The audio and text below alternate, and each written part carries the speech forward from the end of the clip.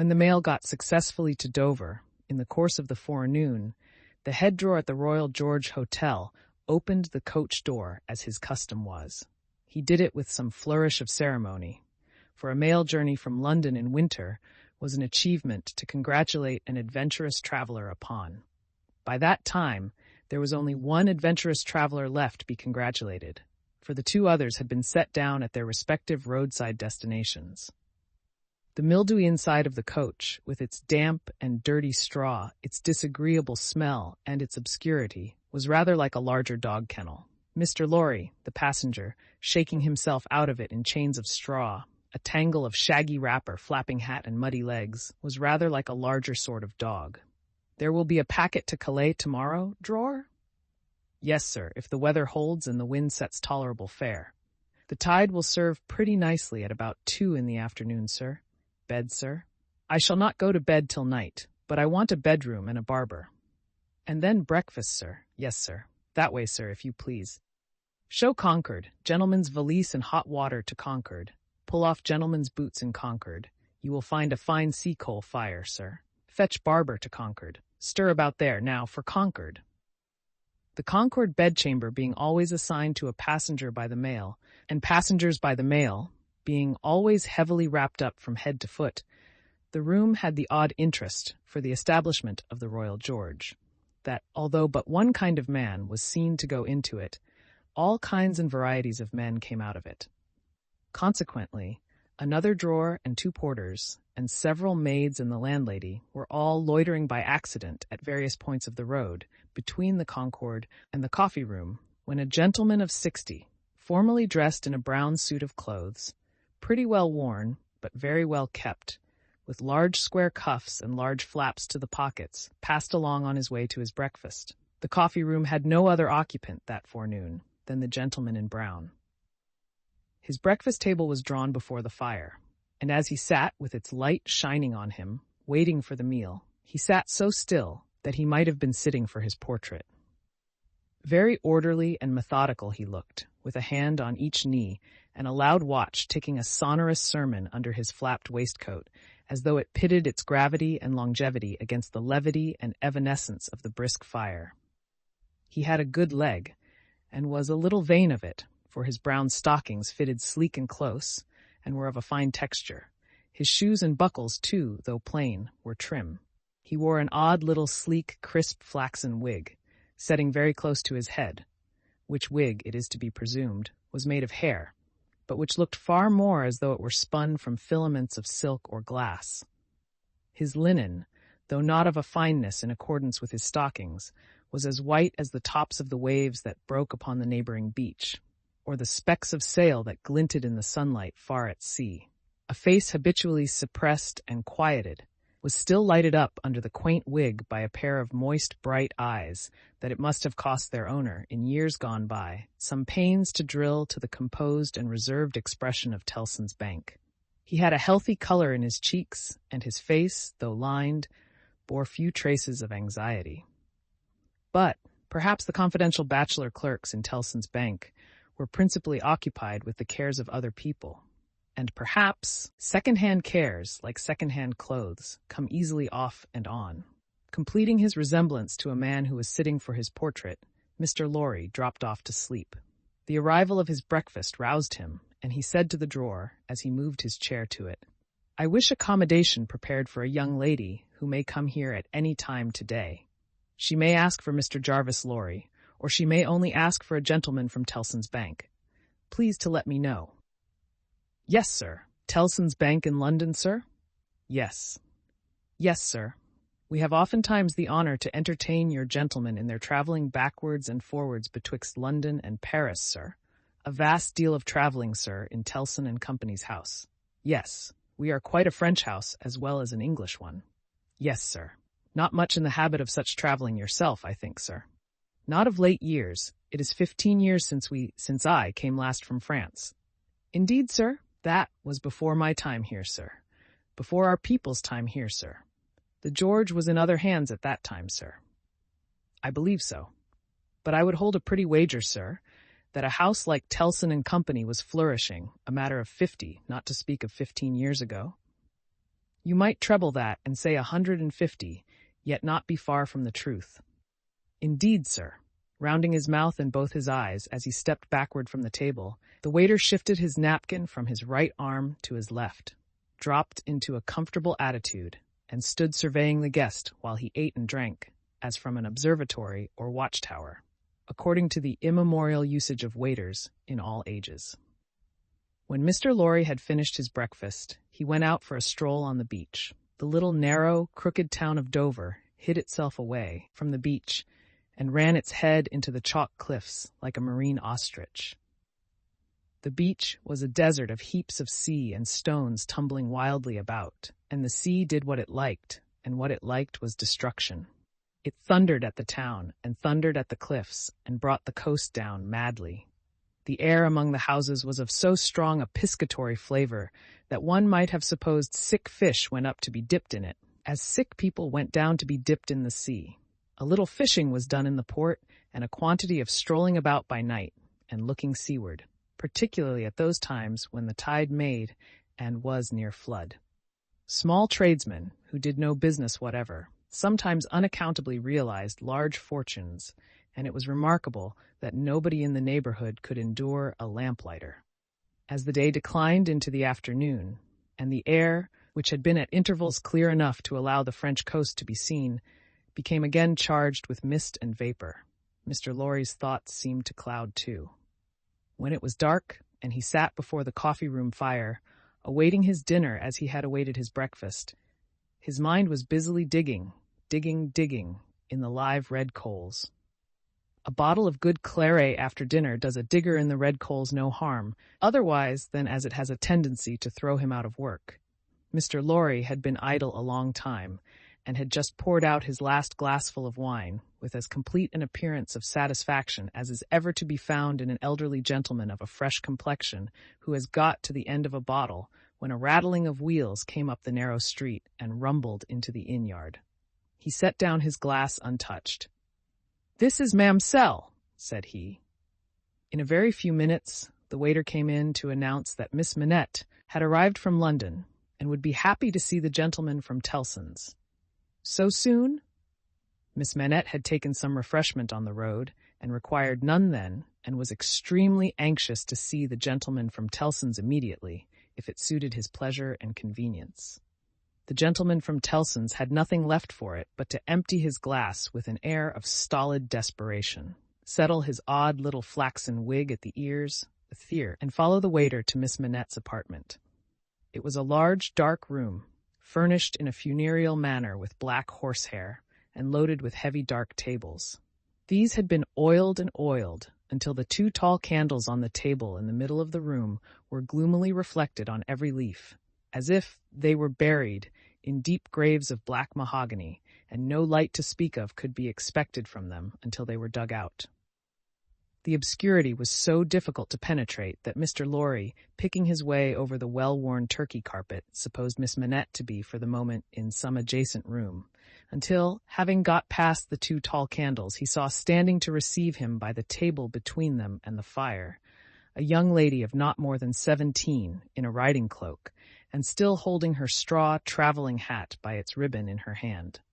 As his eyes rested on a short, slight, pretty figure, a quantity of golden hair, a pair of blue eyes that met his own with an inquiring look, and a forehead with a singular capacity, remembering how young and smooth it was, of rifting and knitting itself into an expression that was not quite one of perplexity, or wonder, or alarm, or merely of a bright fixed attention, though it included all the four expressions. As his eyes rested on these things, a sudden vivid likeness passed before him, of a child whom he had held in his arms on the passage across that very channel, one cold time, when the hail drifted heavily and the sea ran high. The likeness passed away, like a breath along the surface of the gaunt pier glass behind her, on the frame of which a hospital procession of Negro cupids, several headless and all cripples, were offering black baskets of Dead Sea fruit to black divinities of the feminine gender. And he made his formal bow to Miss Manette. "Pray take a seat, sir," in a very clear and pleasant young voice, a little foreign in its accent, but a very little indeed. "I kiss your hand, miss," said Mr. Lorry, with the manners of an earlier date, as he made his formal bow again and took his seat. "I received a letter from the bank, sir, yesterday, informing me that some intelligence or discovery— the word is not material, miss, either word will do— respecting the small property of my poor father, whom I never saw, so long dead." Mr. Lorry moved in his chair and cast a troubled look towards the hospital procession of Negro cupids, as if they had any help for anybody in their absurd baskets. "Rendered it necessary that I should go to Paris, there to communicate with a gentleman of the bank, so good as to be dispatched to Paris for the purpose." "Myself." "As I was prepared to hear, sir?" She curtsied to him. Young ladies made curtsies in those days, with a pretty desire to convey to him that she felt how much older and wiser he was than she. He made her another bow. "I replied to the bank, sir, that as it was considered necessary by those who know, and who are so kind as to advise me, that I should go to France, and that as I am an orphan and have no friend who could go with me, I should esteem it highly if I might be permitted to place myself, during the journey, under that worthy gentleman's protection." The gentleman had left London, but I think a messenger was sent after him to beg the favor of his waiting for me here. "I was happy," said Mr. Lorry, "to be entrusted with the charge. I shall be more happy to execute it." "Sir, I thank you indeed. I thank you very gratefully. It was told me by the bank that the gentleman would explain to me the details of the business, and that I must prepare myself to find them of a surprising nature. I have done my best to prepare myself, and I naturally have a strong and eager interest to know what they are." "Naturally," said Mr. Lorry. "Yes, I." After a pause, he added, again settling the crisp flaxen wig at the ears, "It is very difficult to begin." He did not begin, but in his indecision met her glance. The young forehead lifted itself into that singular expression, but it was pretty and characteristic, besides being singular. And she raised her hand, as if with an involuntary action she caught at, or stayed some passing shadow. "Are you quite a stranger to me, sir?" "Am I not?" Mr. Lorry opened his hands and extended them outwards with an argumentative smile. Between the eyebrows and just over the little feminine nose, the line of which was as delicate and fine as it was possible to be, the expression deepened itself as she took her seat thoughtfully in the chair by which she had hitherto remained standing. He watched her as she mused, and the moment she raised her eyes again, went on. "In your adopted country, I presume, I cannot do better than address you as a young English lady, Miss Manette?" "If you please, sir." "Miss Manette, I am a man of business. I have a business charge to acquit myself of. In your reception of it, don't heed me any more than if I was a speaking machine. Truly, I am not much else. I will, with your leave, relate to you, miss, the story of one of our customers." "Story." He seemed willfully to mistake the word she had repeated when he added in a hurry, "Yes, customers. In the banking business, we usually call our connection our customers. He was a French gentleman, a scientific gentleman, a man of great acquirements, a doctor." "Not of Beauvais?" "Why, yes, of Beauvais. Like Monsieur Manette, your father, the gentleman was of Beauvais. Like Monsieur Manette, your father, the gentleman was of repute in Paris. I had the honor of knowing him there. Our relations were business relations, but confidential. I was at that time in our French house, and had been, 20 years. "At that time, I may ask at what time, sir?" "I speak, miss, of 20 years ago. He married an English lady, and I was one of the trustees. His affairs, like the affairs of many other French gentlemen and French families, were entirely in Tellson's hands. In a similar way, I am, or I have been, trustee of one kind or other for scores of our customers. These are mere business relations, miss. There is no friendship in them, no particular interest, nothing like sentiment. I have passed from one to another in the course of my business life, just as I pass from one of our customers to another in the course of my business day. In short, I have no feelings. I am a mere machine. To go on. But this is my father's story, sir, and I begin to think," the curiously roughened forehead was very intent upon him, "that when I was left an orphan through my mother's surviving my father only 2 years, it was you who brought me to England. I am almost sure it was you." Mr. Lorry took the hesitating little hand that confidingly advanced to take his, and he put it with some ceremony to his lips.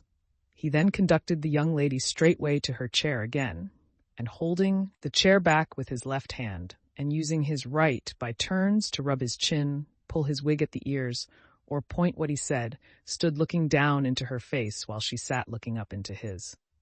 Miss Manette, it was I. And you will see how truly I spoke of myself just now in saying I had no feelings, and that all the relations I hold with my fellow creatures are mere business relations, when you reflect that I have never seen you since. No, you have been the ward of Tellson's house since, and I have been busy with the other business of Tellson's house since. Feelings. I have no time for them, no chance of them. I pass my whole life, miss, in turning an immense pecuniary mangle. After this odd description of his daily routine of employment, Mr. Lorry flattened his flaxen wig upon his head with both hands, which was most unnecessary, for nothing could be flatter than its shining surface was before, and resumed his former attitude. So far, miss, as you have remarked, this is the story of your regretted father. Now comes the difference. If your father had not died when he did, don't be frightened. How you start. She did indeed start, and she caught his wrist with both her hands. Pray, said Mr. Lorry, in a soothing tone, bringing his left hand from the back of the chair to lay it on the supplicatory fingers that clasped him in so violent a tremble. Pray control your agitation. A matter of business. As I was saying, her look so discomposed him that he stopped, wandered, and began anew. As I was saying, if Monsieur Manette had not died, if he had suddenly and silently disappeared, if he had been spirited away, if it had not been difficult to guess to what dreadful place, though no art could trace him, if he had an enemy, in some compatriot who could exercise a privilege that I, in my own time, have known the boldest people afraid to speak of in a whisper, across the water there. For instance, the privilege of filling up blank forms for the consignment of any one to the oblivion of a prison for any length of time. If his wife had implored the king, the queen, the court, the clergy for any tidings of him, and all quite in vain, then the history of your father would have been the history of this unfortunate gentleman, the doctor of Beauvais. I entreat you to tell me more, sir. I will. I am going to. You can bear it? I can bear anything but the uncertainty you leave me in at this moment. You speak collectedly, and you are collected. That's good, though his manner was less satisfied than his words. A matter of business. Regard it as a matter of business, business that must be done. Now, if this doctor's wife, though a lady of great courage and spirit, had suffered so intensely from this cause before her little child was born. The little child was a daughter, sir. A daughter. A matter of business. Don't be distressed. Miss, if the poor lady had suffered so intensely before her little child was born, that she came to the determination of sparing the poor child the inheritance of any part of the agony she had known the pains of, by rearing her in the belief that her father was dead. No, don't kneel. In heaven's name, why should you kneel to me? For the truth. Oh dear, good, compassionate sir, for the truth. A matter of business. You confuse me. And how can I transact business if I am confused? Let us be clear-headed.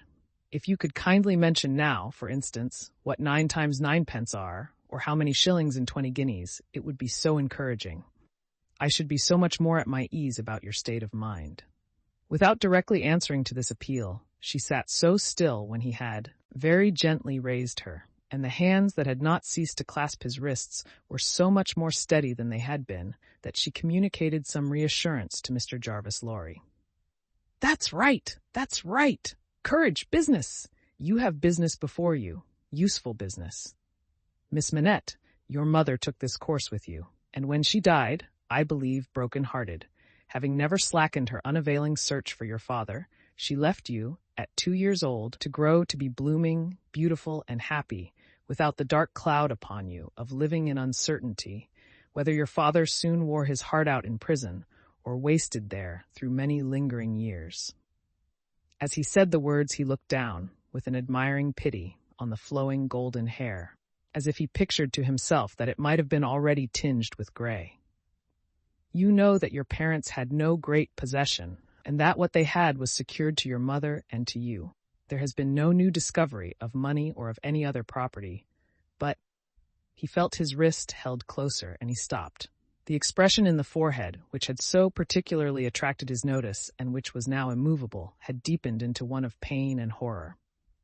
But he has been found. He is alive. Greatly changed, it is too probable. Almost a wreck, it is possible, though we will hope the best. Still, alive.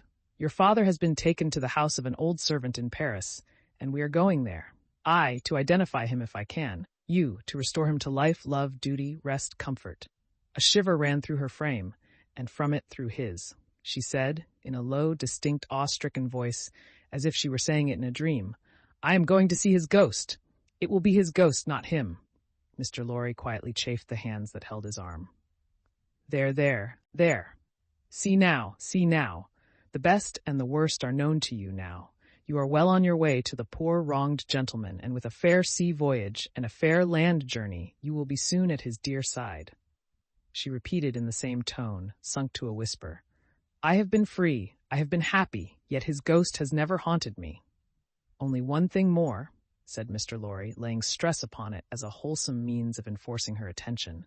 He has been found under another name, his own, long forgotten or long concealed. It would be worse than useless now to inquire which, worse than useless to seek to know whether he has been for years overlooked or always designedly held prisoner.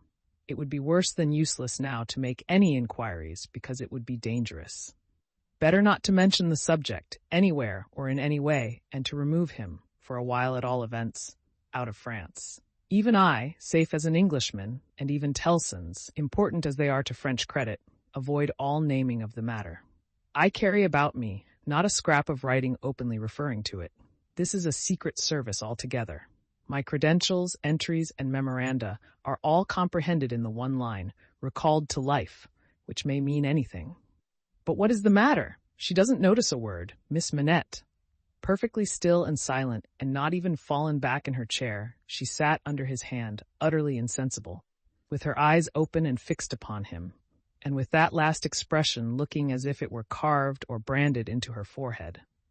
So close was her hold upon his arm that he feared to detach himself lest he should hurt her. Therefore he called out loudly for assistance without moving. A wild-looking woman, whom even in his agitation Mr. Lorry observed to be all of a red color, and to have red hair, and to be dressed in some extraordinary, tight-fitting fashion, and to have on her head a most wonderful bonnet like a grenadier wooden measure, and good measure too, or a great Stilton cheese, came running into the room in advance of the inn-servants, and soon settled the question of his detachment from the poor young lady by laying a brawny hand upon his chest and sending him flying back against the nearest wall. I really think this must be a man, was Mr. Lorry's breathless reflection, simultaneously with his coming against the wall. Why, look at you all, bawled this figure, addressing the inn-servants. Why don't you go and fetch things instead of standing there staring at me? I am not so much to look at, am I? Why don't you go and fetch things? I'll let you know if you don't bring smelling salts, cold water, and vinegar. Quick, I will.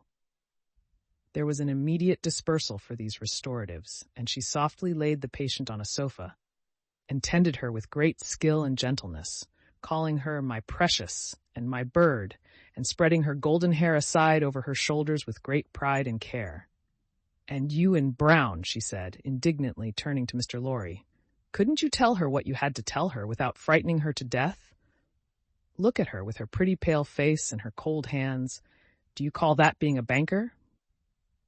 Mr. Lorry was so exceedingly disconcerted by a question so hard to answer that he could only look on at a distance, with much feebler sympathy and humility, while the strong woman, having banished the inn-servants under the mysterious penalty of letting them know something not mentioned if they stayed there, staring, recovered her charge by a regular series of gradations, and coaxed her to lay her drooping head upon her shoulder. I hope she will do well now, said Mr. Lorry. No thanks to you in brown if she does. My darling pretty. I hope, said Mr. Lorry, after another pause of feeble sympathy and humility, that you accompany Miss Manette to France? A likely thing, too, replied the strong woman. If it was ever intended that I should go across salt water, do you suppose Providence would have cast my lot in an island? This being another question hard to answer, Mr. Jarvis Lorry withdrew to consider it.